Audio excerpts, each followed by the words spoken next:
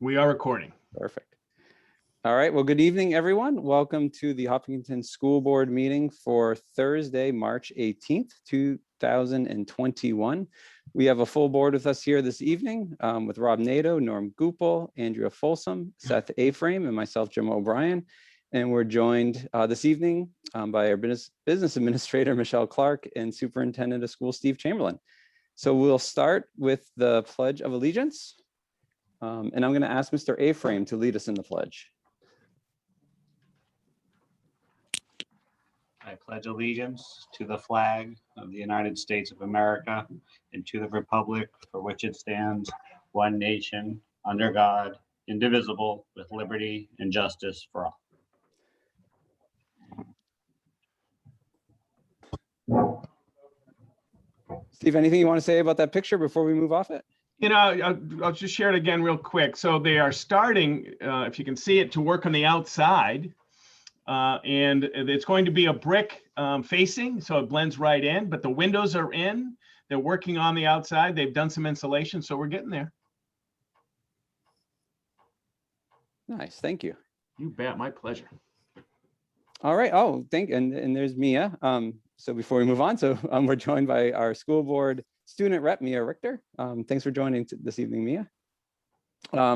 So we are here this evening meeting remotely. I think I saw on our folder, this is maybe the 45th meeting of the school board. So it's probably our 44th remote meeting of the school board this year. And we're able to do that because of the governor's emergency declaration and emergency orders resulting from the COVID-19 pandemic. And those emergency orders allow for public bodies and public boards like the Hopkinton School Board to conduct our business remotely. So there is no physical location for this meeting this evening. We are, I guess, broadcasting, for lack of a better term, on Zoom. We have a YouTube link, and then there are phone numbers available so that the public can attend the meetings and listen to our conversations in real time. We have two public comment portions set aside during the meeting, one at the beginning of the meeting and one towards the end of the meeting. And I'll explain how to provide public comment when we get to it. All of the other provisions of RSA 91A will be followed by the board. That's the open meeting law from the state of New Hampshire. And that includes providing minutes from this meeting per statute. I would also say that we do record these meetings, and so those recordings are available on the school district website.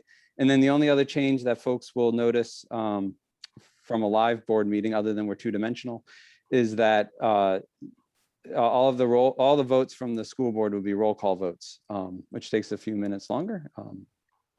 So with that all said, Steve, are there any additions or deletions from the agenda? Yes, we've added a presentation by Anna Wells regarding the Transportation Alternatives Program and joining the town in that endeavor. That's also an action item later in the agenda. And we've had a change in the assistant baseball coach, Eric Mostu, is going to be replaced by Richard Brandt. So that was a late addition to the nomination sheet. And we've also added just the authority on the nomination sheet to deploy a spring game director to implement and support our COVID safe precautions. It's unusual in the spring, but necessary but we'll talk more about that. Thanks, You got Steve. some good references on that Richard Brandt. Yeah, I've heard about him somewhere, I think. That's great. And any correspondence this evening? Yes, there were about 8 correspondence placed in the meeting folder, hopefully for the board's quick access. Perfect. So we have a couple of minutes to approve. And so I would ask if there is a motion for the Hopkinton School Board to approve the minutes of the public meeting held on March 4th, 2021. So moved. Second.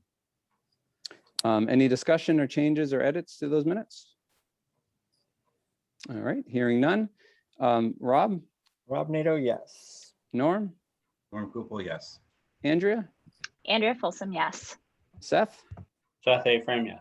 And Jim O'Brien is a yes, so those minutes are approved. And is there a motion for the Hopkinton School Board to approve the minutes of the regular board meeting held on March 4th, 2021? Hold on a second. Is that that's the minutes of the non-public meeting? If Is that correct? So we had the public hearing and then the regular meeting minutes. Those are Oh, the- I'm sorry. I read it public hearing, but I thought I said public meeting. I apologize. That's my bad. So let me repeat. Is there a motion for the Hopkinton School Board to approve the minutes of the regular board meeting held on March 4th, 2021? So moved. I'll second. Thank you. Perfect. It's bad when you actually read it right and you confuse yourself. Any discussion on those minutes or edits or changes? All right, hearing none. Rob, Rob Nato, yes. Norm, Norm Gupel, yes. Andrea, Andrea Folsom, yes. and Seth, Seth A. Frame, yes. and Jim O'Brien is a yes. And so those minutes are approved 5-0. So before we get to public comment, I'm going to go a little bit out of order here because this evening is our last official board meeting with Seth A. Frame joining us. And so I want to take a moment to recognize Seth for his year of service with us. And, we all know that our position here in the school board is a volunteer position. We tend to come and go as board members, supporting the district, helping the superintendent and leadership team as best as we can. But they are volunteer positions, which means that we're all taking time out of our busy lives, everything else we have going on to serve the town, serve the community, serve the school. And so I want to recognize and thank Seth for his service over this past year. We all know that it wasn't the easiest year in which to step up, but Seth has been such a valuable addition, just to our discussions, and then to service to the town and the future of our district by leading our search for a new superintendent.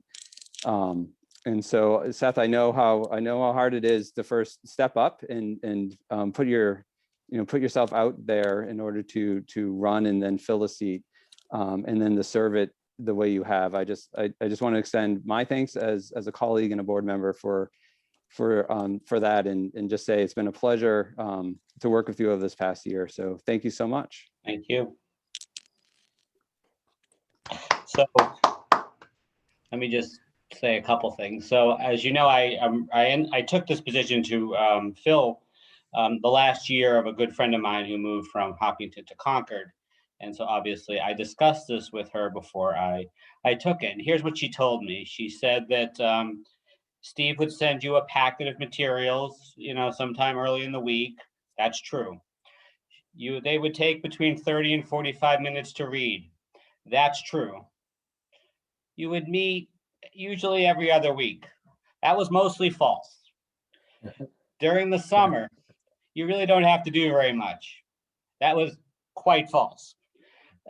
You meet, the meetings go about an hour to an hour and a half.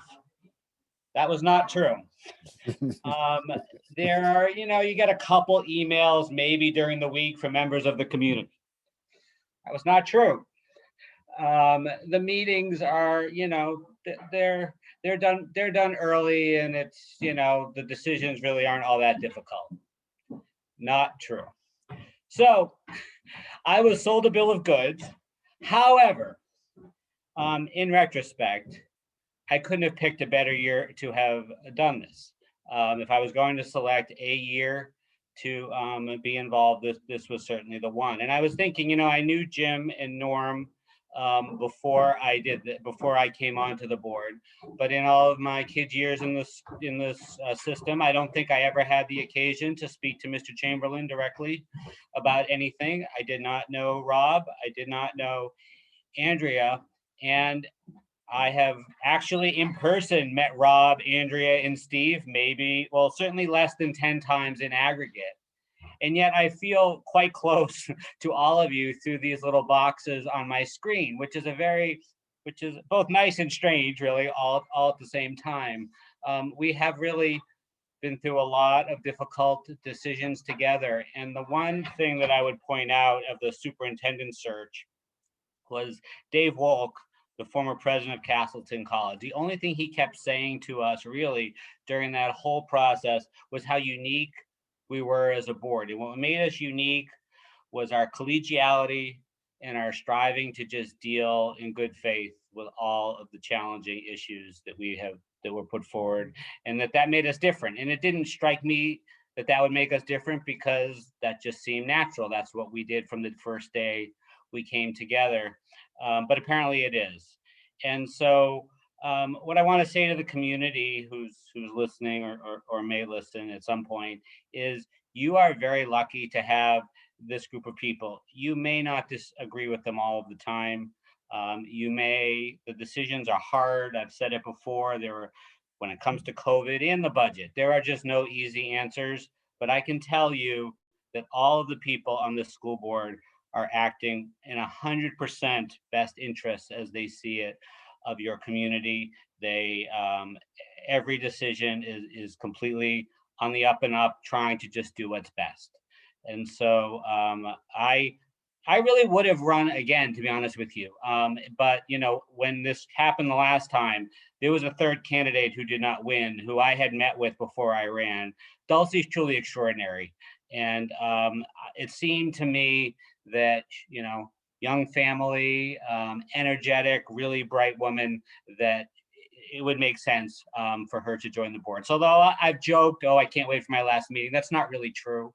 I'm actually going to miss working with all of you. And so what I would say to the community is, be thankful, be grateful. You're lucky to have this board. I will not miss public comment, but I will miss all of you. And so thank you for this opportunity to serve with you. And I hope that I've made at least a small difference. Thanks, Jim. Thank you, Seth. And I want to give the opportunity, it's not mandatory, but I don't know if any board member wants to roast Seth at this point. And all kidding aside, I don't know if anybody wants to say anything. Norm does, because I'm happy to say something about Seth.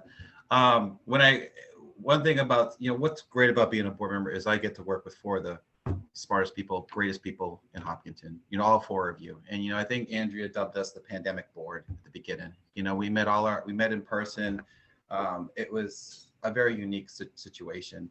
And I was kind of dreading this board, not the board, but the meeting tonight, because it is Seth's last meeting. And, whenever Seth came to these meetings, he brought a lot of energy, knowledge, and just a lot of care. Like when Seth spoke, like I was just completely amazed. I mean, last week when Seth spoke in opposition of SB2, I had a couple members from the community who were in favor of it say that he moved them. And it was, and I had one teacher say to me that they want to have that played in civics class, because it was just a powerful statement that he said, which really grasped the whole community together. And I just, working with him and Seth, 3 of us here at this board will be at graduation at the end of this budget. Jim, you and I. And it's a unique circumstances that we got an opportunity to work together for what's best for the community and what's best for our students. I think the one person I really want to thank, Seth, is Karen. There was a lot of late nights that you were not able to be with your family, and for her, I really want to say thank you. Because I know in this neck of the woods it's definitely, Christina doesn't see me as much, but giving back your time to this community, you did an amazing job with our superintendent search. I'm still going to see you around. I bump into you still with mutual friends, but thank you for all that you've done for this board, for this community, and for all the effort you put in, because I got to tell you, I've learned a lot from you.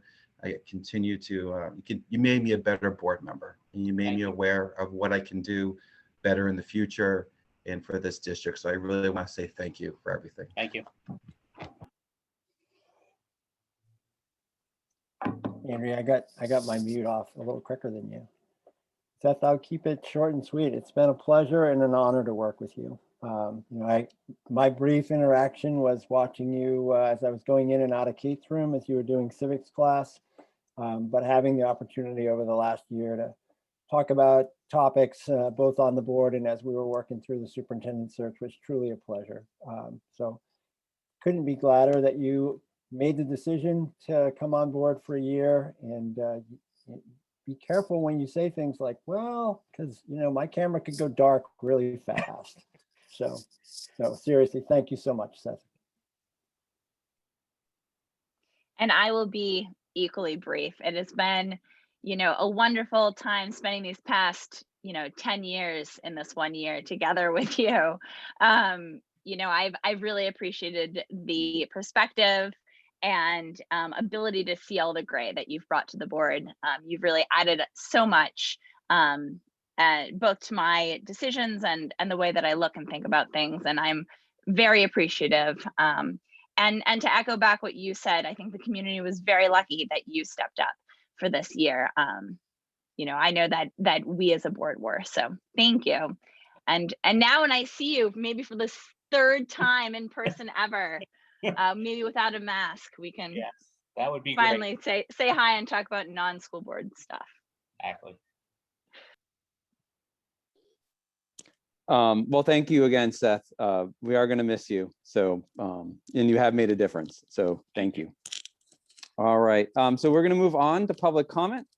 And if you are a member of the public and you wish to provide comment, you can move your cursor down towards the bottom of your screen and there'll be a raise your hand button. If you click on that, that alerts us that you have a comment to make. And again, we have a second public comment opportunity towards the end of the meeting. And so I would just ask if you do want to provide public comment, just to give your name and your address and try to keep your comment to around 3 minutes.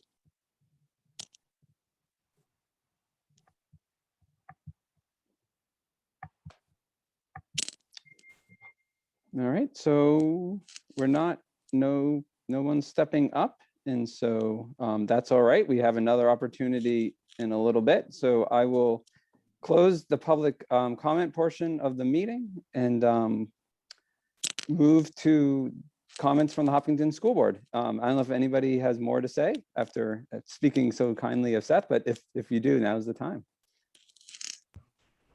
Sure. I'll go again. I just want to say thank you to Mia for reminding me for the blood drive yesterday at the high school. It was a great success. A lot of people attended it. I was able to get that last appointment, so thank you, Mia. Last thing is, the boys basketball team, they came up short in their championship game. And, I want to say thank you to them for a great season. Thank you for remaining safe and really having a really good, really difficult season, but, they came up short. I want to thank the parents who streamed it on Facebook for me. Over here in Amesbury Park, it got really loud when Brendan Elric blocked the ball at the end of the game. Everybody was screaming and yelling. I could hear it, from my house, but it was just a great game, a lot of excitement. And, to Max A-Frame, he played great. A lot of students came up short, but they're going to be back next year. And that's what's really important. So congratulations on a great season and really good sportsmanship, which was really important at the end of the game for me. So that is all I have to say. And don't forget to vote on Saturday at 8 a.m. to 2 p.m. drive-through at the high school. Just one follow-up to what Norm just said. So I was at the awards the other night for that team, and it was the only time all year that I heard, I want to thank the school board for what they've done, and there was no criticism that followed. It was strictly, thank you for what you've done. We were held in high regard that night, and I just want to let you know that there really was a lot of gratitude from the sports community that they were able to have a successful season. So you didn't all hear that, so I wanted to pass that along.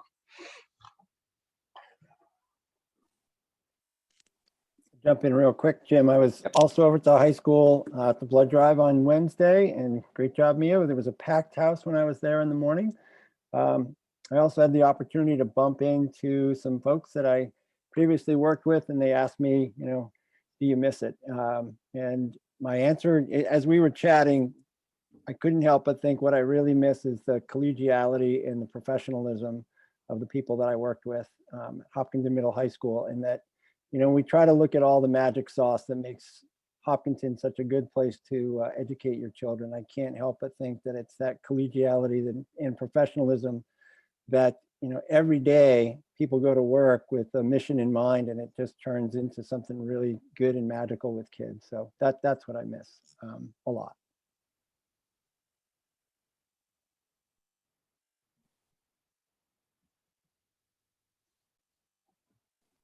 Mia, do you have anything this evening? Not really. I'll just say thank you to everyone in the community who came out to the blood drive. It was a big success. We got like a good number more than the Red Cross's goal of like units of blood. So it was great. Nice, congratulations. I know that's a lot to organize, and so congratulations on doing that, and thank you. I used to work at the Red Cross at another time in my life, and I know how important these blood drives are, and so thank you. It's great. And the only thing I guess I'll just quickly we had an annual meeting on Saturday. The board made an announcement around vaccinations for our teachers, and I want to acknowledge that, and really just, I don't know who I'm thanking. I kind of thanking the state of New Hampshire, I guess. It's actually quite incredible when you look at the number of vaccinations that are happening, the rate in which they're going, and really the smoothness of the operation. So anyway, I just want to thank the state. I guess that's proper thing to do for moving teachers up and staff up into the line to receive those vaccines. It's quite incredible. That's one. And then I just, we are going to be talking about how back to school looks and the work ahead of us. And that's really what it is. We have a lot of work ahead of us. And so I think, we're not going to have all the answers here this evening. But we're going to be working on it as we continue moving forward. So I just want to name that. That's our goal as a board, is to keep moving forward. We have a lot of conversations. I know the administration has a lot of work to do. Our staff has a lot of work to do. Our community has a lot of work to do. And so I'm pleased that we're all rowing in the same direction, and we have hurdles to get over, but that's the work ahead of us for this spring, and we're excited to do it. So with that, we're going to move into presentations and staff reports. And as Steve mentioned, we have an addition to the agenda, which I'm really excited about. So Anna Wells, who is on the board of, or the select board, is going to join us to talk about an application that the select board has been working on, and a request for assistance from the school board. So Anna, thank you so much for joining us. Yeah, thank you so much for having me here tonight. So I'm really excited to be able to submit this application for federal funding on behalf of the town of Hopkinton to the Transportation Alternatives Program. So I'll just tell you a little bit about what we're proposing under TAP, Transportation Alternatives Program. And then the ask for tonight is pretty simple. It's just a letter from the board stating that you support the ideas, that you endorse what we are hoping to accomplish here. So just to be very clear, there's no like financial, monetary obligation or request at all from the school district. So what is TAP?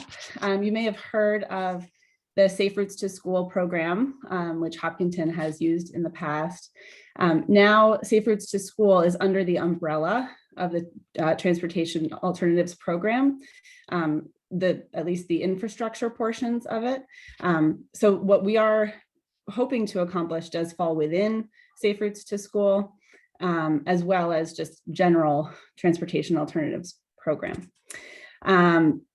And the overall purpose of the Transportation Alternatives Program is to help cities and towns create infrastructure for non-motorized transportation that is safe, in good physical condition, and accessible to all. So that includes children, the elderly, folks with mobility issues, all. And that could mean sidewalks, crosswalks, bike paths, rail trails, that sort of thing. So I will say up front that there are so many areas in town which are deserving of investments like this. But two things. One, there's a cap of $1.2 million per project, per application, which has forced us to scale back from a more lofty dream.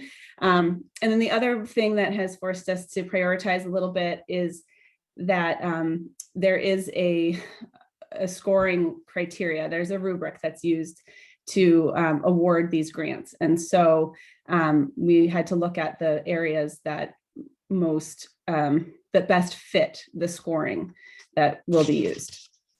And so what we ended up looking at, and by we, I have been working with Central New Hampshire Regional Planning closely to figure this out. They are fantastic and have provided a lot of support, including engineering, things like that, and making maps, like all that. So the two segments of roadway that we'd like to improve the sidewalks on are in Kentucky Village. It comprises about 3,500 linear feet of sidewalk. And the first stretch that I'll describe is on Main Street. So it'll go from where the town constructed sidewalk coming off Pennacook Road ends. We have a lot of places in town where the sidewalk just ends, but there, it will then stretch all the way down into the village. So all the way to the stone bridge in Kentucky Village. And I'll just note as an aside that we're not going to be addressing the bridge itself during this project. That bridge needs more work than just patch repair on the sidewalk. I don't know exactly the extent of the work, but I know that it is on a priority list of bridges to be rehabbed by the Bureau of Bridge Maintenance. So it makes more sense, it's more efficient and economical to address the issues of the bridge altogether. So we're not going to be dealing with that at this point. So anyway, this will address the issues where crossing the culvert over the stream. Thanks for sharing that map. So you can see there's a stream crossing. So the red portion on Main Street is where we would rebuild the sidewalk up to ADA standards and have a curb. Right now, there's no curb, there's no sidewalk where it crosses the stream, things like that. You'll all probably recall that right in the village, it's kind of confusing. The sidewalk seems to even go up onto the porch of the building where Indigo Blues is, things like that. So that is one key area that we feel is really important. And then the other area, which is perhaps of most importance to the schools, is that we are hoping to rebuild the sidewalk along Maple Street. So essentially starting from Mr. Mike's, going all the way south and ending, for this project, ending where the crosswalk is right in front of Maple Street School. So along all these sidewalks that I'm talking about, they're really uneven, they're narrow, they have drainage issues. In some areas, there's no delineation between the street and the sidewalk, which makes things difficult both for drivers and non-motorized users. And especially on Maple Street, it's very difficult for our highway department to keep that sidewalk clear of ice and snow in the winter, given the drainage issues and the steep slope that drops from the sidewalk to the street. So all of these issues combined, I think would score very well with this program. And I'm really hoping that we receive are approved for the grant money. I will mention that the program is very competitive. I don't want anyone to get their hopes up that this is definitely going to happen. The state received 43 letters of interest for this program, totaling $30 million. They have at a maximum $4 million to give out to towns of our size. So we're selling this project the best we can to the state who manages this federal program. I think it's a very, very worthy program, and I hope that you do as well, and are willing to submit a letter just stating that, to that effect, basically just stating that you support this application. And so far, we've actually received 12 other letters of support from different local, regional bodies, governmental and nonprofit, in support of this project. So that is all. And I'm happy to take any questions from anyone. Thanks, Oh, I Anna. mentioned the last thing, sorry, is that it is an 80-20 matching grant program. So the total cost of this, the estimated cost of this work is about $900,000.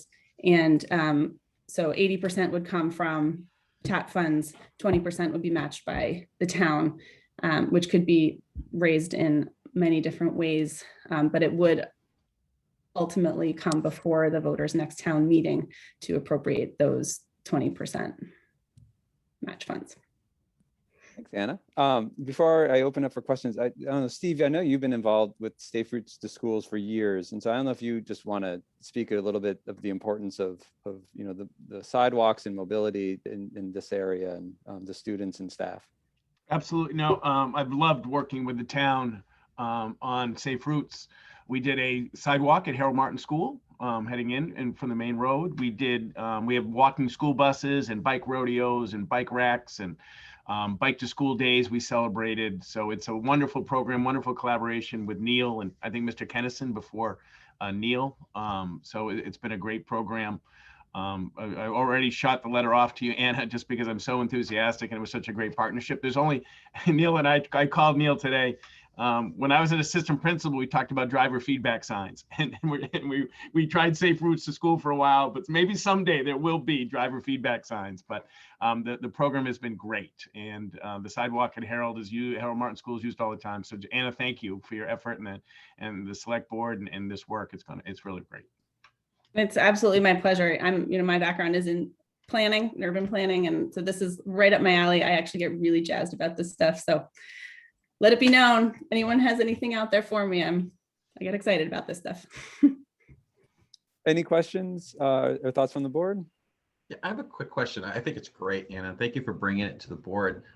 You mentioned, so it's 80% and then 20% would be a warrant.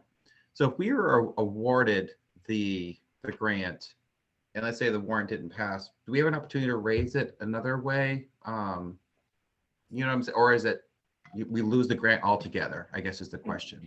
It's a great technical question, Norm, that I don't unfortunately have the answer to. I can get that answer for you, but I don't want to. I don't want to lose it. I'm just trying to look at, the future, potentially. But I think it's great. Thank you so much. Appreciate it. And I had a quick question. Just I'd be remiss if I didn't bring up cycling.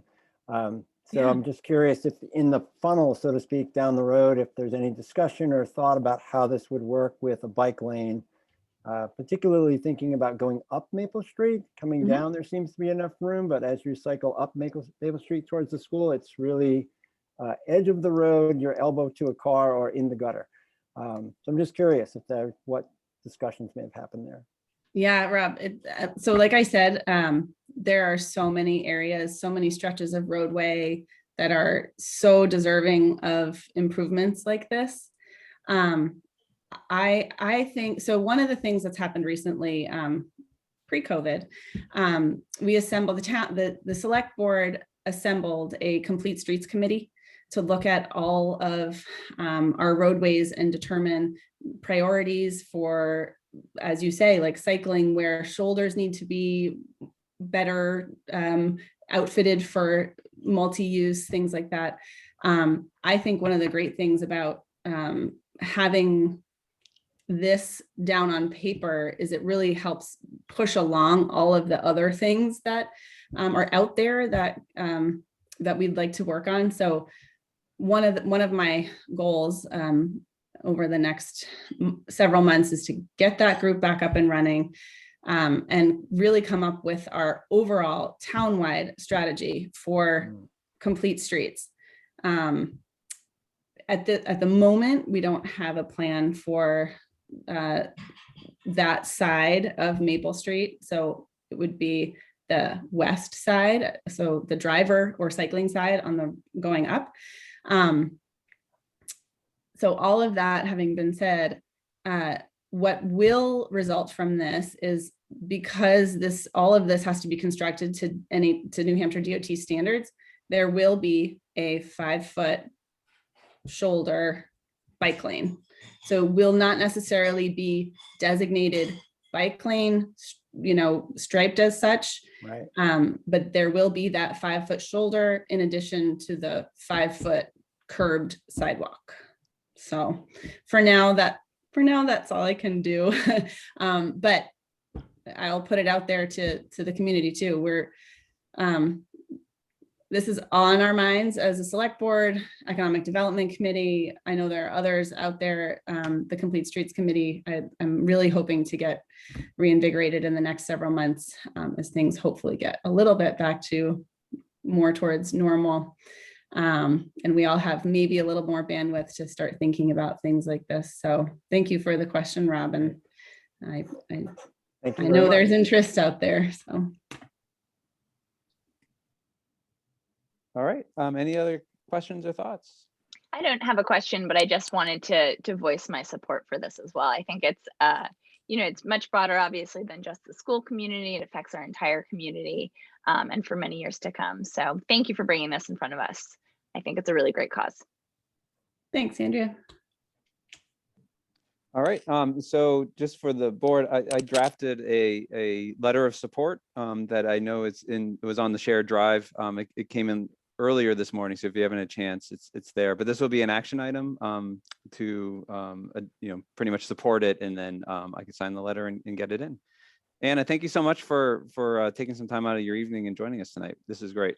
More than happy to. Thanks for allowing me to share with a broader audience than what we normally get on select board meetings. Well, have a great Good night. night. Thank you. Thanks. Good night. Bye. And while we're transitioning a bit, I just want to recognize our second school board rep has just joined us. Hi, Juliet. How are you this evening? I'm well, thank you. Thanks for joining us. And we did school board comments, but if I don't know if you have any comments or anything you want to bring to the table tonight. No, not really. All right. Well, thanks for joining. Appreciate it. All right, so we're going to move to the next item in our agenda, which is operating and learning in a pandemic. And so I'm going to hand it over to Steve to start a discussion. Sure. The first is the bi-weekly or every board meeting update where we are on confirmed cases. At Howard Martin School, currently we have no staff impacted currently. We have 1 student in isolation and 2 students waiting test results. Maple Street School today was a pretty busy day regarding confirmed cases and exposure. We have 2 positive students who are in isolation, 4 staff members who are out for testing, 2 teachers in quarantine, and 2 students in quarantine. And I think most of that happened in the last 24 hours due to the positive student cases. At the middle and high schools, we do not have any staff currently impacted. We have 3 students in quarantine. 1 is ill and exhibiting some symptoms, is waiting for some test results. So that's where we are currently. And I usually follow up on the weekend and provide this to the community. And our overall, on the website, there is our matrix that has the general, all the statewide information as well. But I do a school district specific update based on nurse information, try to do it weekly. Thanks, Steve. And I want to reflect on those numbers and the cases and just really urge parents in the community that if you have any inkling that that you could have been exposed, or there's you're not feeling well, or your student's not feeling well, please keep them at home. We could see what happens when students exhibiting illness get into school and quarantining. Anyway, so it's really the screening questions and the screeners that we ask everybody to submit and fill out are important. They're important for us to know, and they're also important just as a reminder to check in with your family and yourselves to see how you're feeling. And so anyway, this is just a reminder that the please take those seriously, and if you're not feeling 100%, maybe taking a couch day isn't such a bad idea. Thank you. And so something we talked about on Saturday, and I know Steve and his leadership team have worked on and got out really quickly is a survey. And so Steve, I don't know if you want to touch on that. Sure. So we are leadership team met. All the administrators are working hard to plan for the return to school after April break.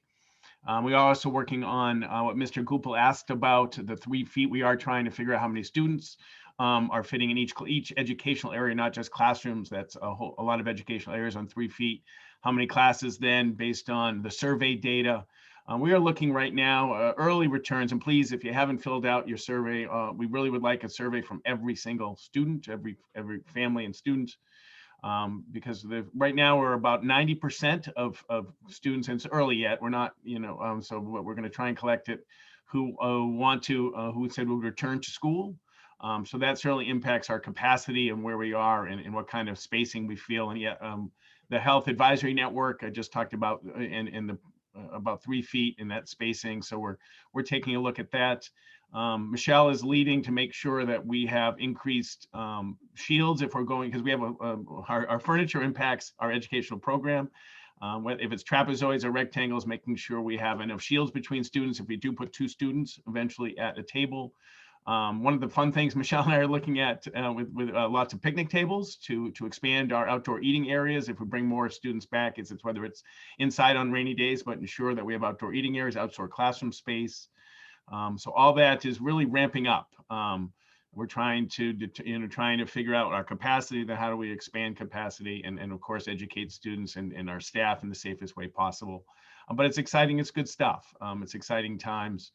As you alluded to, we're gonna, with the state support, I spent a lot of time this week with the nurses on organizing and implementing and communicating information about vaccines, both the statewide and the pod, including, it's also with the commissioners. We connected with Beach Hill, we connected with early, preschool programs, early daycares, designated volunteers working with kids. So we're doing everything we can for the staff or people working with our students to provide them the opportunity to get vaccinated. But the surveys are coming and our administrators are churning the data as we speak. Steve, can you, because you touched on it, I'm just curious if you could dig just a little bit deeper on the vaccinations, like just sort of how that's working and big numbers, like round numbers of how that's all going would be great, because I know the community is interested. Sure. So Saturday morning, Jim, I got noticed that the Hopkinton School District would be part of a closed pod, having a time carved out at the Steeplegate Mall site, supporting our staff. That was Saturday. I think Wednesday, we got information with 2 links. So 2 dates, the 21st and the 28th. And we actually got that the same morning that the state website opened up, which was the 17th. Our direction from our regional health network said either join the pod or sign up on the state website. There was no chagrin in that.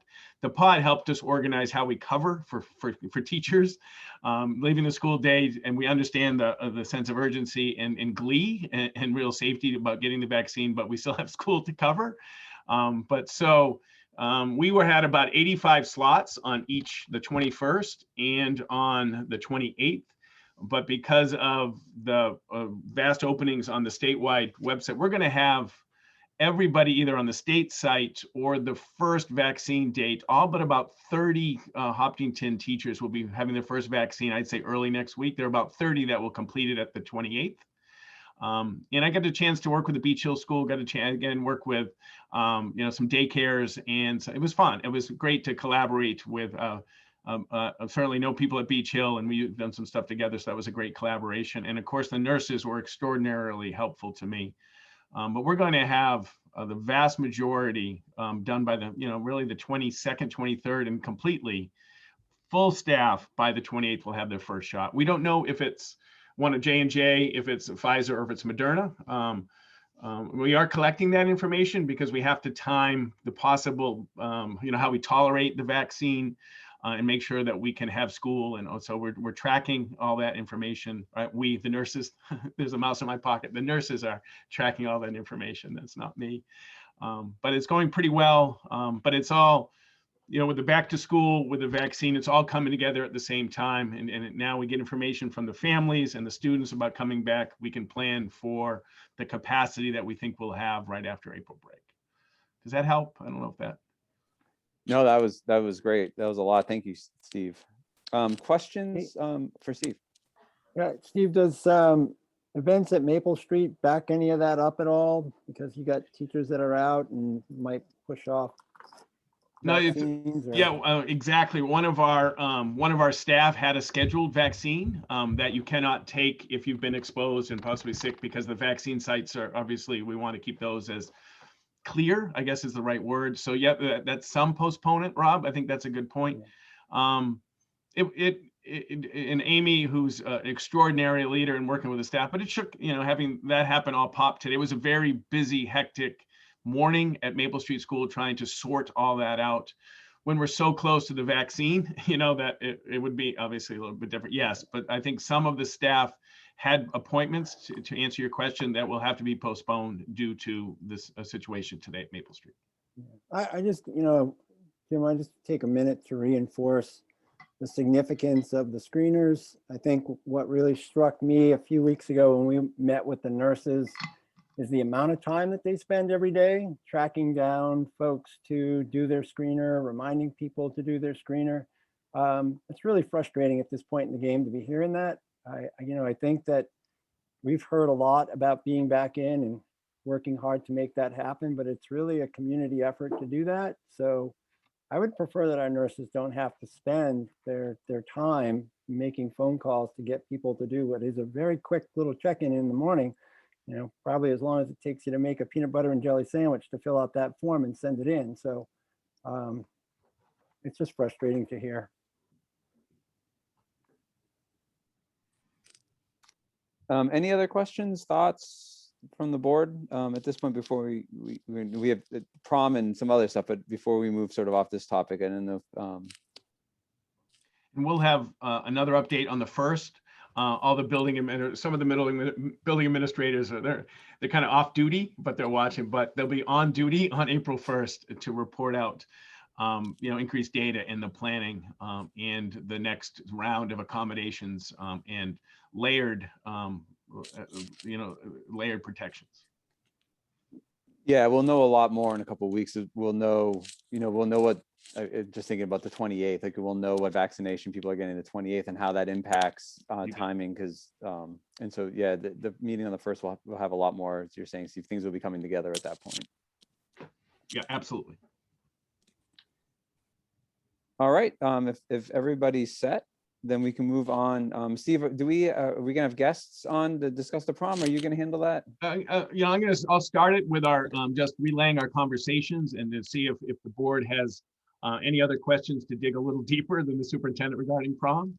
But where we are, Chris and I and Amy have met and communicated with Trish. Where we'd like to be is really where we were, where we have kind of run our extra co-curricular programs and being a strong, deep look, a consistent look at data. It's a June 6th prom. That's a long time from now. But we'd like to plan with what we think is a positive intent. And like we've done with all our extracurricular programs, rely on data and great collaboration between Trish, Chris, Amy, and myself to see where we are with our in-house people. And then if depending on where we are regionally, looking at countywide to see if we do think we can have guests from outside of school. It is conceivable that the circumstances could be right and safe for that kind of expansion of the prom, or it could be that a contracted just local where we are in our own community could be safe. But trying to take a look at data and kind of what we've done to drive our other extracurricular activities. It seems to be where Amy, Chris, I, and Trish believe where we can be right now. Working with we think is a great site that provides the safe and big environment as well as outdoor space. It's not we're not doing a sit down dinner. So if we say someone you can't come, it's not a financial huge piece to refund or to put that back. So that's kind of where we've settled in. I appreciate all the work Trish and the team and the students have done, but we think we've learned from our lessons over the last 6 months about taking a look at data, being real collaboration, and have honest conversations about what's safe for kids. Rob? Steve, there was some discussion about testing so that perhaps kids from out of town, that would be a safe route and that people were supportive of that. Where is that piece of the puzzle. Yeah, Amy believes that would be a great layer of protection where we have two tests and still looking into purchasing the tests and having that happen. Yeah, Amy and I had that discussion on Tuesday. Maybe I talked to her quite a bit this week, but yes, she believes that accommodation would be an excellent way to provide another layer of safety for our participants and our students. She was going to look into how we purchase those and the cost of those. But assuming that those are available and relatively cost effective, which I think they are, I think that would be a great tool to provide that extra layer of protection to expand our prom participants. Thank you. And I can get back to you about the cost and all that stuff. Who would administer the test? That's a good question. I think it would probably be Amy, and for the in-house, in connecting or handing it to make sure the families have it and they do it. I don't know much about the home-based COVID test. It's something we can look into, but Amy did talk about it with me just the other day. Okay, I just want to know like how they can track it and who's reading the results and then say, hey, it's a great green light. Question. Because then the other part of it is like when the student buys a ticket, they're in agreement that they have to get a COVID test. That would be kind of like the terms of the agreement. Certainly, once we believe we can procure them and we can implement them, I think that would be a positive addition to the ticket agreement. We have done an agreement with the prom. There's certain behaviors we've learned over our 20 million proms that we put in as automatic disqualification from participation in our proms. So I think we could add that. I mean, the students are seeing each other outside anyway, other districts and stuff. And if there's a plan in place, for the operations of a COVID test and Amy's overseeing it, I trust the judgment of the district for this. So, okay. Thank you, Steve. Sure. Steve, do you need anything from the board at this point? It feels like you guys are moving forward, took our input at the last meeting and sort of are using that as you plan. I just wonder if there's anything special that you need from us tonight or in general. I think we've got the consensus. I think I will continue to report out on the procurement of tests and where we are on that avenue on this. The site was wonderful enough to delay. I guess if there's a hard stop tonight, then we'd like to know that. So because the deposit's going, but otherwise we'll plan as we're going and continue information about how we procure and implement the tests for prom goers, especially out of town. I think we'll continue that, and Chris will be on duty on the 1st, and he can certainly report out where we are on that component of this. And I appreciate Trish and the group planning so early. For June 6th prom, we're still in March, so I feel pretty good about where we are. And Amy felt pretty good about the ability to obtain those tests and implement them. Steve, is this an action item at some point? I'm a little unclear as to where we're at, because I thought it was an action item 2 weeks ago. Maybe it wasn't. Maybe we're just getting feelers out. Do we need to vote on this, or what's the deal? Well, it is. I was talking to Matt Stone about it. It is an unusual time, but the board has never voted on a prom activity. This can be guidance to typically it's an in-house. If you would like to put your baton down and vote in favor, but I don't believe it's necessary to plan the prom. But we'll continue to certainly provide updates and information, but I think you can charge the superintendent to keep moving and with ready reports. Happy to leave it as an administrative duty, Steve. Yeah, and I do believe that we have the support of the board to keep moving, and that's really what Chris and I and Trish wanted tonight, so thank you. Yeah, that would be my question. I think if members of the board, as Steve put it, wanted a hard stop and not move forward, then I think we could discuss it and see where we're at, but I'm not sensing that from your body languages and your questions. And so I think we're in good shape to kind of keep going. And perfect. All right. If nothing else on the prom, Steve, I don't know the decision-making matrix, if there's an update. Sure. So we have 23.4, which puts us at the accelerated spread, so we say orange-ish, and we've hovered 1 or 2 up or down in the last week or so. And again, this data is on the website if people want to take a look at it. We'll continue to provide updates. We're certainly, the in-town data has been pretty good, 1 to 4, we also monitor that, but the county work is still on the accelerated spread category on our matrix. Any questions for Steve on that? All right. So we can move on at this point to annual meeting prep. We do have a vote on Saturday. And I think as someone has mentioned, we want everybody to go out and vote on Saturday for the budget and warrant articles. Steve, I don't know if we want to debrief on sort of the Saturday session or Wednesday session. If we didn't receive a lot of input or questions, and so which You just wanted to provide the opportunity to see if there's any highlights. I had an opportunity to at Rotary this week for a happy buck. I just really appreciate James Newsom's work. It's been a year of work, but how he handles himself, how he research, how he connects, and I think publicly at this time, just a debrief to thank our moderator. It's like as Seth talked about, this is all volunteer service, and moderating during this time. Actually, it was just about the last year, right? Then we sat in the office, Jim, we were on the phone, Liz, James, and I tried to figure out to have it last year. So for the last year, I just really appreciate James's professionalism and his work on it and accessibility. So I think he did a great job. And one more day, and we've got hand and foot warmers, so we'll be ready to go. But I just thought it went well. Logistically, it went well, and I thought James did a great job opening up for feedback on an SB2 issues for both sides. So I thought it was a well-run virtual, hopefully last one, right? Hopefully the last virtual meeting. Knock on wood.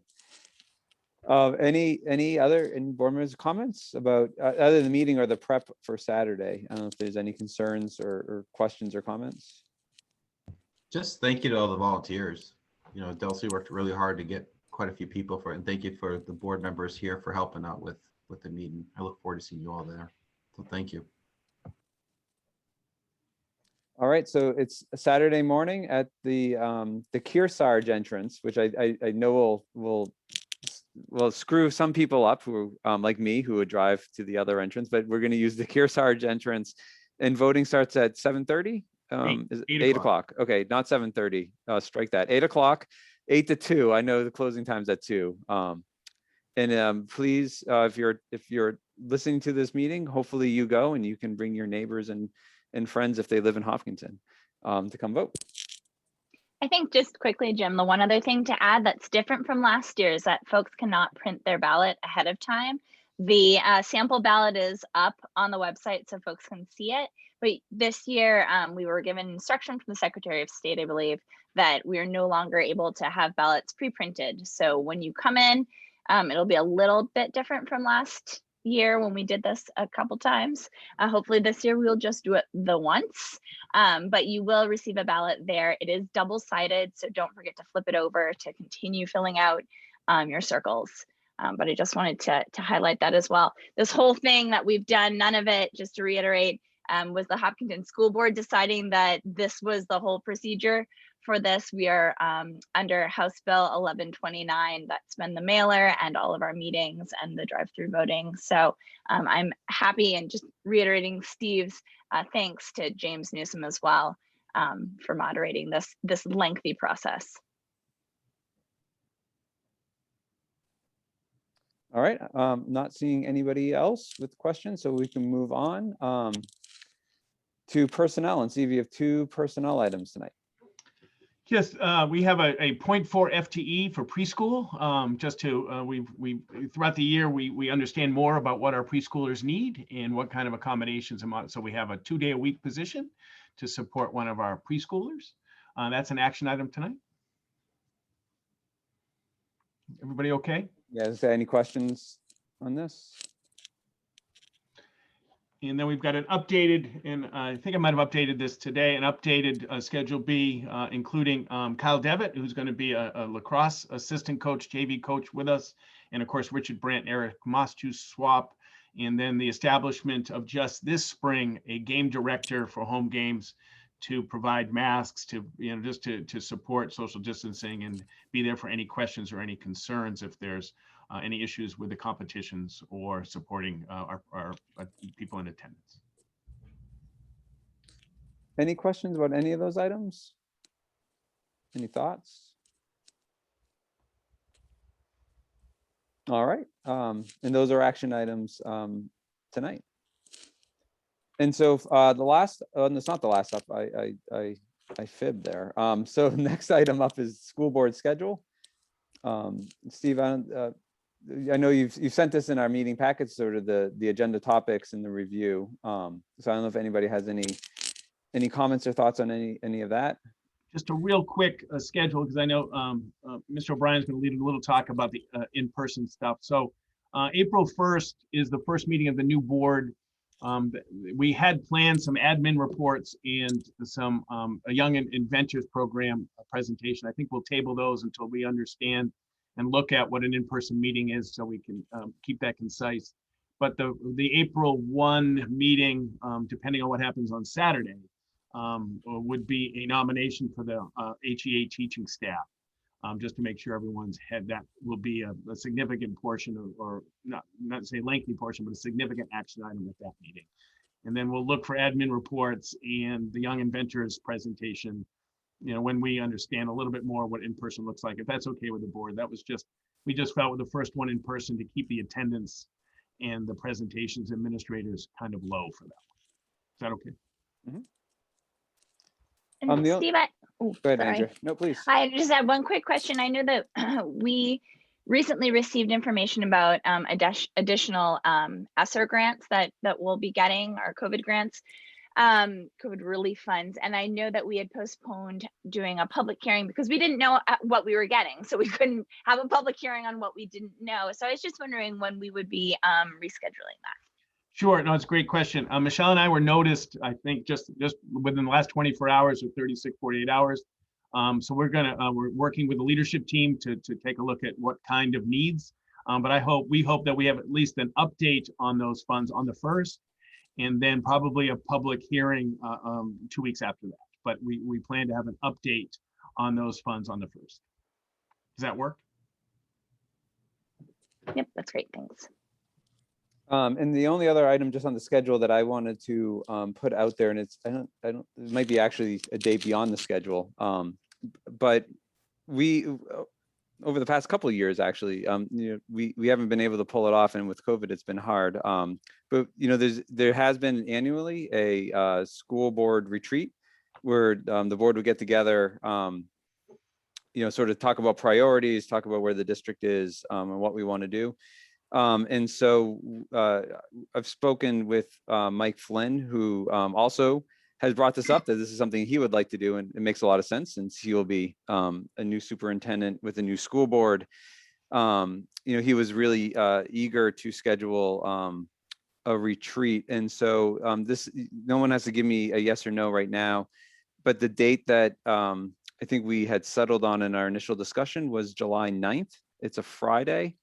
And so anyway, I would just ask board members, you don't have to look at your calendars now, but if you could look at your calendars over the next week and just let either Andrea or I know if that date doesn't work for you. And it is a work day, so I know some of us have to take the day off, but that was the date we floated. So if you could think on it, and if it doesn't work, just let us know and we can find another date. But that was one that fit on all our calendars when we thought about it, and we wanted to get it. We felt getting it early in July, as Mike is starting, probably would be helpful rather than waiting until the end of summer or some other time to do it. So that's the reason for it to be in July. Rob? Kim, is there any thought of perhaps scheduling that in June? I don't know about other board members, but I might be somewhere in the great western part of the United States for a good chunk of the month of July. I don't know. Let's talk about that, Rob. I think we avoided June mostly because Mike isn't an employee of the district, and so I think respecting that, we wanted him to say be on the clock, but be on the clock when we take a full day. So, but we could talk about that, or maybe check your schedule and see where you'll be and how we can arrange it. All right. Hopefully, you're going somewhere fun. That sounds great. Oh yeah. I guess just the time, Jim. Are you looking like afternoon, morning? We can talk about it later, whatever. I think we're thinking of a full day. Okay. All right. Perfect. Thank you. You're welcome. Okay, so maybe it sounds like, Rob, we should have a conversation to see what we can map out, and then I'll circle back with the board. But I think it would be a good thing to do a retreat. So we'll make it happen. All right, so the next item is, we actually, we talked about it multiple times today. Just the fact that this board hasn't met, just the one time in person. And just just a general, I'll speak for myself, just it's hard being on a board and conducting all of our business in this way via Zoom. It's hard to form the collegial bonds that we want to form. It's difficult to have discussions. It's difficult to interact with our staff, Michelle and Steve and others. And so in speaking with board members individually, I think what I heard from was that everybody had the same sort of feeling and longing that I had. And there was also a general comfort about resuming some in-person meetings. And I know this had come up in a previous board meeting, maybe over the winter, about when we might return. And we sort of pushed it off because of where we were and priorities for where our leadership team was in administration. But I wanted to revisit it, especially for our April 1st meeting, because we will be, technically, we're going to be a new board. We're going to have a new board member that we're going to swear in. It feels like a good time to do that in person and sort of have the conversation about how we want to proceed as a board moving forward from that point. Do we want to stay in person? Do we want to do, remote? What kind of board do we want to be? And so, I wanted to sort of announce that. I would be surprised if any board member would say that's not a good idea, since we've all spoken about it. But then two, I know that I've talked to Steve about this and how we would do it and where we would do it. And so, Steve, I want to hand it over to you for sort of a progress report on that and sort of, what you and your team have thought about that and have come up with for options. Sure, and it really is, it depends on how the board wants to handle. Some districts have gone just board in person together and still all the other contributions, via remote. If you wanted to go back to the traditional where we, broadcast our meetings, but we still had people in the room. So there's, a couple of sites that I did look at the auditorium at the high school, at the middle high school, and the auditorium at the middle high school, to Bridget's Gaddy's real credit. She's set up a safe, comprehensive, complicated, well-resourced with equipment and instruments and spacing based on the instrument. And it literally took her hours of development time as well as implementation time, and the setup and takedown of that space is really not possible and continue our music program efficiently or effectively. She's done such a great job. To take it down and set it up would be really impractical. It would impact the program. So then we could, one space that we could have unlimited, well, we think unlimited guests, it depends, 60, I'm not sure who's on right now. But we could set up the gym in the gymnasium as a way where the attendees could be in the bleachers and the board could be on white tables, and we could still broadcast from that space. That would set up a presentation space with the capacity to have a lot more attendees be in person. So that's an option, the gym at the high school. The other piece is if you wanted to have the Maple Street School cafeteria, we could set up in a way that we could have an in-person board meeting, but with a limited number of attendees or participants, just because of sheer space. So if a lot came, we'd have to have a holding room where they could watch the meeting. We could have it streamed in another room, and if they wanted to have public comment, they could come to the cafeteria at Maple Street School. So it really is at the pleasure of the board what kind of next iteration of in-person. Is it a hybrid type in-person where the board is, but we still have communication from outside, or is it more the traditional space where we want all participants and board to be in person and just broadcast it without public comment? And depending on the model that the board chooses, it would be the gymnasium at the high school or the cafeteria at Maple Street School would be the most obvious places. But I really would like to say that the auditorium, though built for it in normal times, just really isn't practical right now based on what's best for kids in the music program.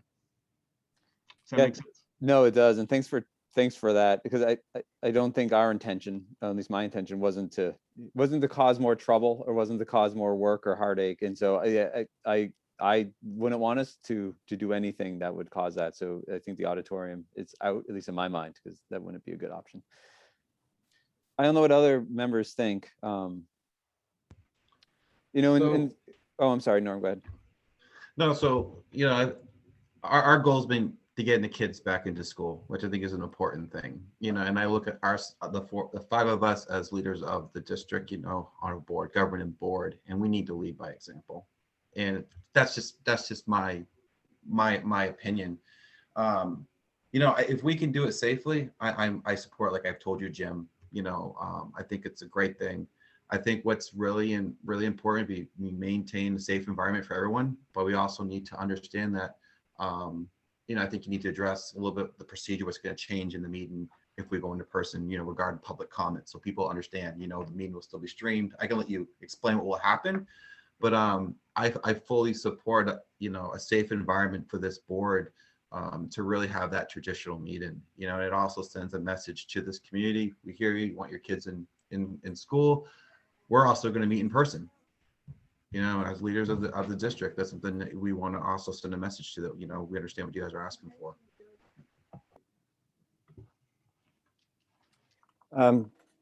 Steve, so I guess my only question about the gym would be, you know, it's early spring and sometimes teams are in there and that gym can get scheduled pretty hard. So we'd be disrupting some of that perhaps.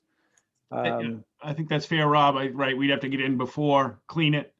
Dan is trying to do his very best to limit, you know, people in the gym, right, trying to get outside. But I do say there is some plans to have a small number of kids in that gym that we would disrupt. That's true. So the less disruption to everyday activity would be the Maple Street option, but then that would bring us to perhaps how we do public comment and whether we do what, you know, some other districts do where public comment is received via email, and not have a literal standing in front public comment session, at least until we get through this COVID period. You know, I don't know how folks feel about that, but I think in terms of disrupting the school and the runnings of the school should be one of the things that we consider.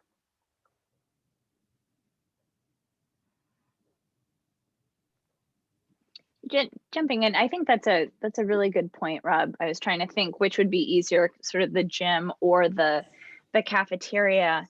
You know, I think for me, I appreciate being able to receive email public comment. And if we were in person, I would not also want to receive call-in or Zoom public comment. But I think that at least allowing folks to be able to speak to us directly, you know, for folks who either aren't able to email as easily or aren't as comfortable, allowing that in-person public comment for me, I think is still important. You know, and if it is something where we have so many people where they would need to come in, you know, you can keep your mask on. We speak through masks all the time when you're at the microphone. But I think I would probably still want there to be some element of in-person public comment. So yeah, so we have the ability to, you know, which we're doing right now, you know, stream, and we've done it for I think 3 years now. All our meetings are being able to stream live on YouTube, and so anybody who wants to watch our meetings has that opportunity through YouTube, and we can continue to do that. You know, and even I would just say even on a very busy public comment night, you know, we maybe get 20, 25. I may have my numbers off, but I'm thinking back on meetings. And so, you know, those who wish to provide public comments, you know, that wouldn't be an onerous amount of people. If people, you know, had something on the agenda they wanted to speak to and wanted to come, they could do that. If not, there are other options. Like we receive emails during the week. We could even set up, if we wanted to, like, you know, public comment at SAU 66, and people can send their comments in there and we can answer questions. You know, just set up a time where those comments have to come in and then we can answer those questions during the course of the meeting. because I think if we're live, that doesn't mean that all the people that are joining us tonight also need to be live, because we will be streaming it. It's really the question. It would be hard to take public comment, at least on the initial meeting, I think, through Zoom. It would just be a lot of technology to manage at once. I don't know so anyway, how does sort of that sound as sort of a process, doing it at the CAF, enforcing social distancing, mask wearing, and maybe setting up a specific email that people could send comments in, that we could then answer questions or put together and sort of be able to speak to during the course of the meeting. And then those who are in attendance who wish to provide public comments would have the opportunity to do so. So you do foresee, Jim, I just want to be clear that there would be, for people who did want to come to Maple Street School, and as long as we have the space and the proper social distance, they could do that and offer public comment. It would just be on. Yeah, I'm sorry. Yeah, so if they wanted to, they could come, and then we would just have and we do, I think our rooms have a max capacity at 6 feet. And so, if we hit that capacity, then we just have to have, as Steve said, like another area for people to wait and then come in and provide the comment. And people would also need to understand that we're going to be continuing to follow the same mitigation measures. If you're coming into our schools, you need to wear masks the entire time. Please don't come if you felt sick. We'll have hand sanitizer as is available. But that, especially the mask use, I think, as we return to public comments, because folks like me, I don't get a vaccine for many months still. And so I think that it's really important to still be following those layered mitigation strategies. And to kind of go off on this too, Jim, I had a little bit of a discussion with Steve about the building committee. We discussed where we could potentially have that in person, and we figured out the cafeteria at the high school would be an appropriate place for us to be able to do our work. No one comes to our building committee meetings, but we'd have a way, Jim, of being able to make sure it's safely done. We can implement a public comment like the board is doing for our in-person in case people have questions. But again, I want to be able to lead and have that type of same procedure we have with the board, bridging with the building committee also. Norm, can I just ask a quick question? Norm, when would those meetings take place? So that one would be right after so it'd be April is our next meeting. Time of day. Good question. So our meetings usually have been at what, 4:30? 4:30. Yeah. So when Norm, I think our signals got to us, I thought we'd be at the Maple Street CAF, but again, there is. Yeah, I'm sorry. Wherever. That's okay, but I'd have to check with the after school program and see where they are too. Okay. So the plans in the works, Jim, that we plan on with we plan on having just a recording. It would not be streamed, just like we did when you started with the building committee, and it'd be uploaded for the community to hear, and minutes would be taken. So how about we work on April 1st to do it in person, and we can try it out, and we can swear in our new board member. We can meet as a new board, talk about the upcoming year, and see how it works. If we're uncomfortable, if it doesn't work well, if it becomes too complicated for Steve and his team to make happen. Like, I don't want to create undue burdens and create a ton of more work. And so if it becomes that, I'm not sure we want to continue, but we can try it on April 1st. And then at that meeting, we can make a decision of how we want to proceed moving forward. Does that sound like a doable sort of next step on this? Totally. Thank you, Jim. Yeah, Rob? I think so, Jim. I just think that, maybe if the hiccup is public comment on site, then I would, at least until we're through COVID, that we do public comment via email. But I do think it's really important for us as a board to be able to meet in person. So I'll continue to work with Steve and figure out how we do it. And again, I think the statute is 24 hours before the meeting, we have to post it. And so again, if it's becoming too much or becoming too much of a burden, we can, we have time to post it for remote and move forward. But I think, Steve, we can probably work together and figure out how to make it safe and flow pretty smoothly. So We'll get after it. Yeah. all right. With that, if there's no other questions or thoughts, the next item is a CIP update. A facility CIP update, I'm sorry. Sure. The Andrea, Jim, Michelle, and I had a wonderful CIP meeting. It's taped, it's recorded, it's on the website. Just some takeaways for me. We did a review. Some major pieces of coming off our CIP. The sprinkler system. Harold Martin School is off. The intercom system, preschool ventilation are all taken care of. The Maple Street School, we did some kitchen equipment coming off, and we've got a lot of roof work coming off. So things that have been added, I actually spent some time taking a look at Cow Wall today, and because we have some skylights in Cow Wall, it's just fascinating to me, the decision they made in '99. Those are going to be time for replacement. That's going to be a pretty expensive and pretty extensive work, but I think the translucent cow wall was a good design choice.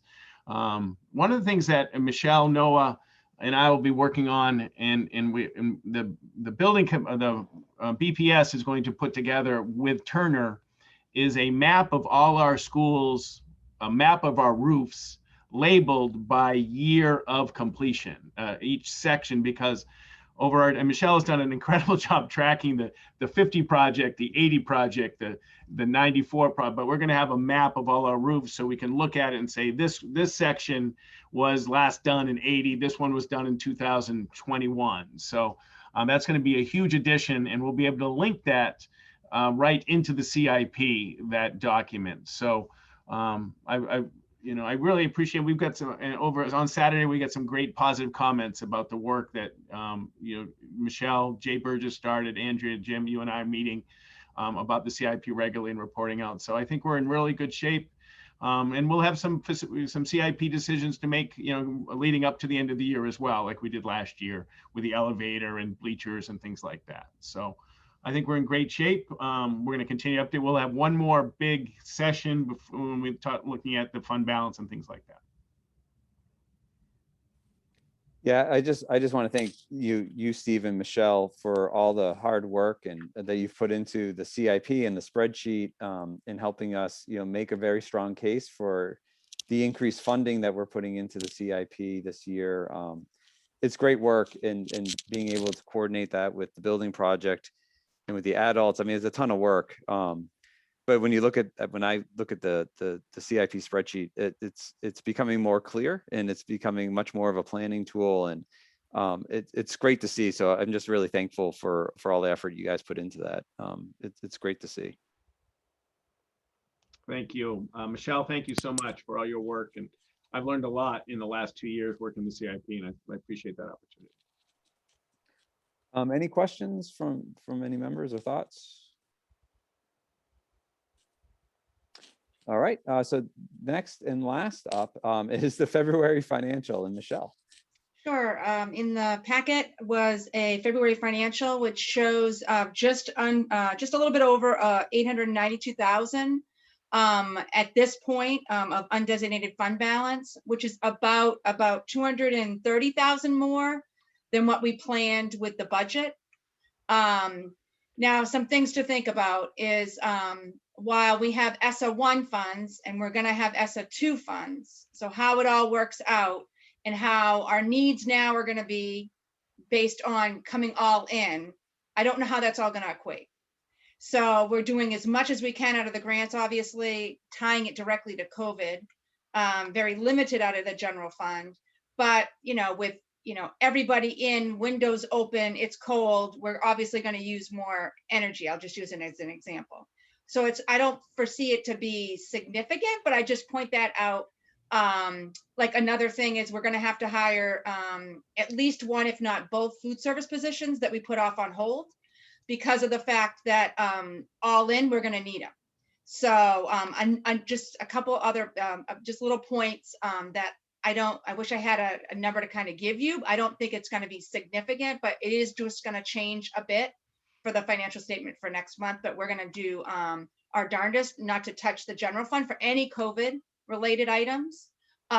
It's just those murky ones that kind of like, well, we're going to have food service people, so we really can't put that to COVID because we would normally have, right? So that's just an example.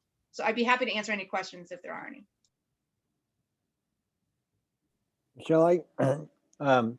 So the unassigned fund balance at this point, in my quirky math, it's really quirky because I did take out for one twice, was about 350. Does that sound about right? So what you have to do is we have to add the 125,000 that we're putting in the trust funds along with the undesignated fund balance. So that comes in to 667,966 for the budget, and this is 892. Okay. So it's the $230,000 difference is what I'm showing at this point. Yeah. The hard thing to remember is about the trust fund part of it because it's a line above the amount to use from fund balance, but those two amounts do come from fund balance. Got it. I think that's what I missed. Thank you.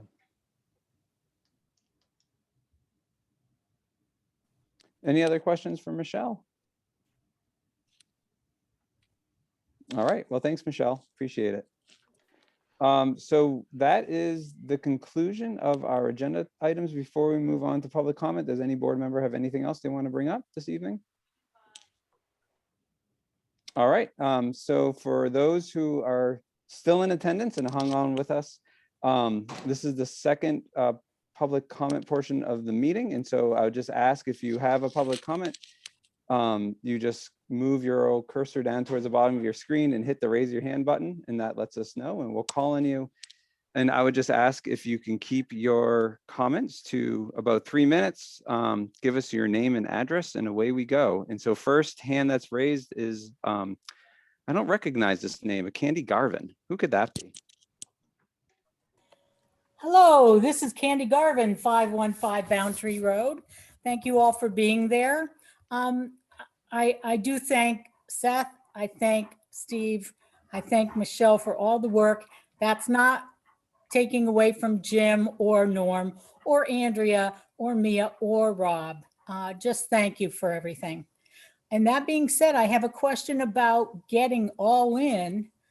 If board members are going to plan to have an in-person meeting and you want to have at least 6 feet, are you talking about continuing with the CDC suggestion of 6 feet with everybody in? They haven't really changed it for the 3 feet yet.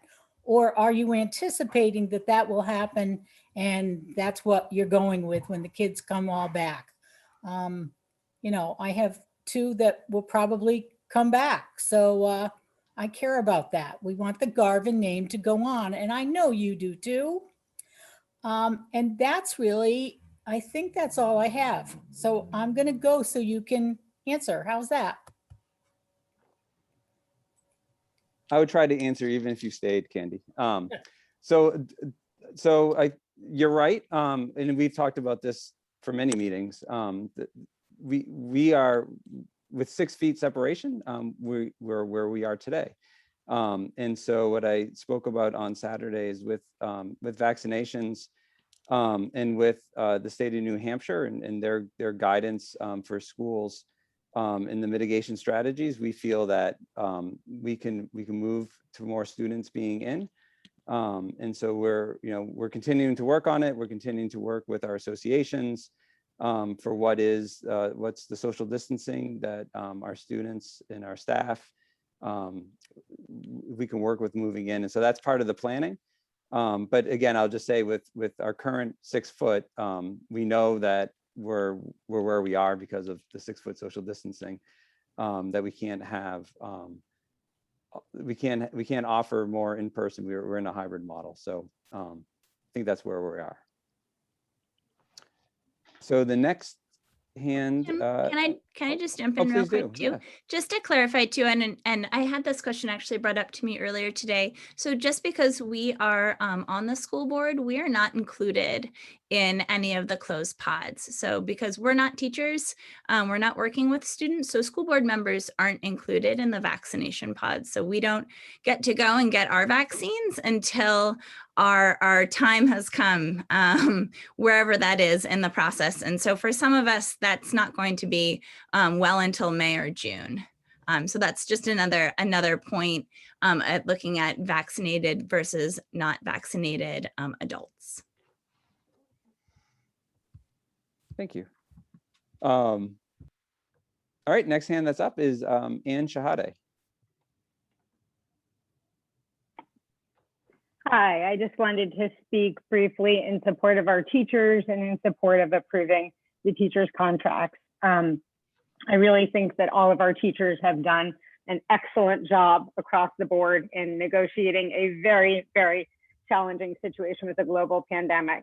And I guess I can only speak from personal experience, but my personal experience has been that all of my children's teachers have gone above and beyond, from Mrs. Christie taking time on her own to give me a list of books to get my 5th grader interested in reading and away from screens, to my 8th graders algebra teacher personally sending a happy birthday card to every single student in her class, as well as a beautiful card with a sticker for Pi Day to have them mark that, to my high school juniors math and physics teachers who have been extraordinary. It's so challenging to learn math and science in a hybrid model, and Mr. Brand and Mr. Shorey have made time before school, during school, after school to meet with her and all of her classmates. And I really think that our Hopkinton teachers have gone above and beyond, and they are a uniquely dedicated core of fabulous professionals who have really prioritized our kids. And I think that we as a community really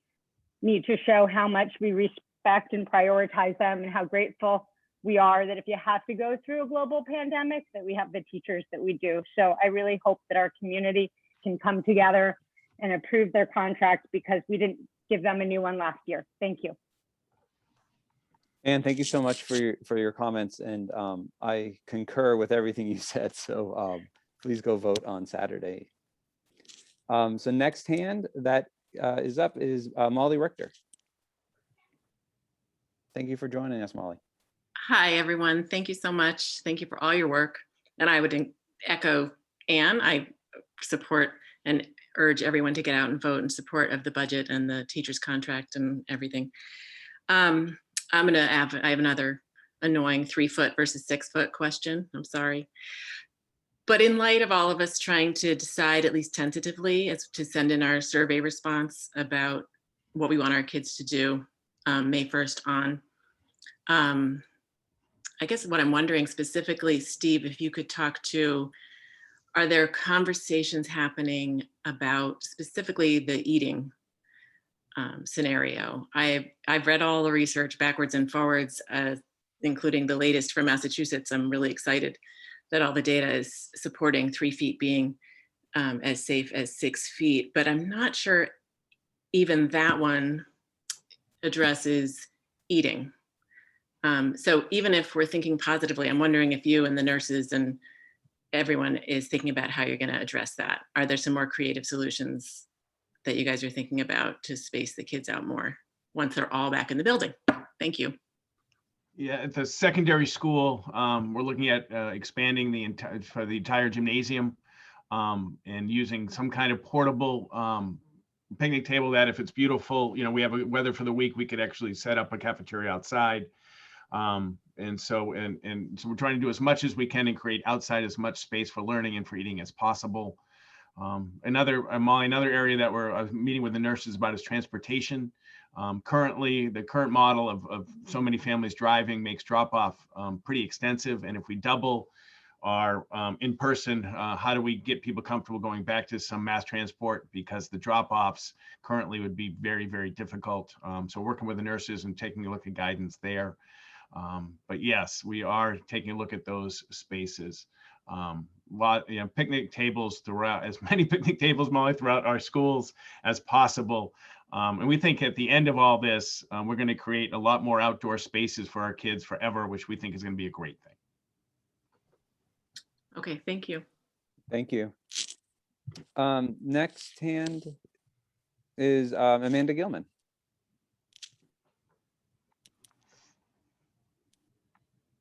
Hi, Amanda. You can come off mute. I'm trying. Hello. Oh, there you go. You made it. I couldn't get to the button quick enough. Hello, everyone. Thank you so much. And Seth, thank you. I don't want you to hate public comment. I do appreciate everything you've done and all the hours and effort that you all have put in.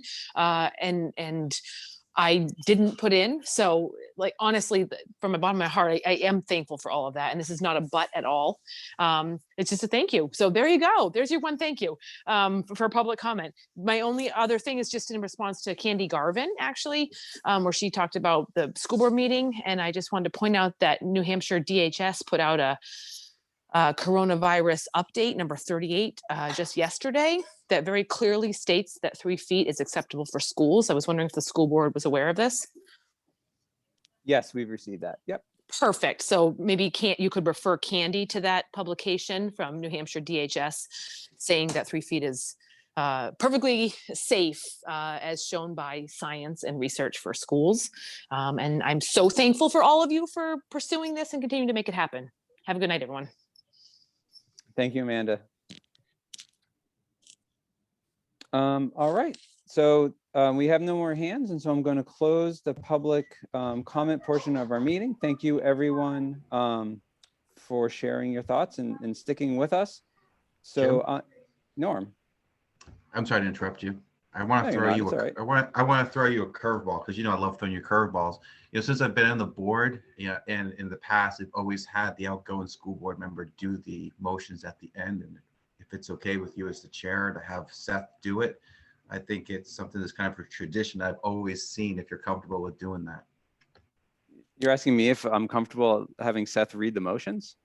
I don't know. He could really mess this up, Norm. Yeah. It's a curveball. It's a curveball, Jim. You can just say no, Norm. Thank you for bringing that up. I never caught on to that tradition. So I actually appreciate it. So Seth, you can't break tradition this evening. That would be a bad way to end your career. And so we're going to ask you to read the action items this evening. Well, you're welcome. How are we going to do that technologically, Jim? Oh no, do you have the agenda? Oh, I guess I would have to open that up. You would. I yield my time back to Jim.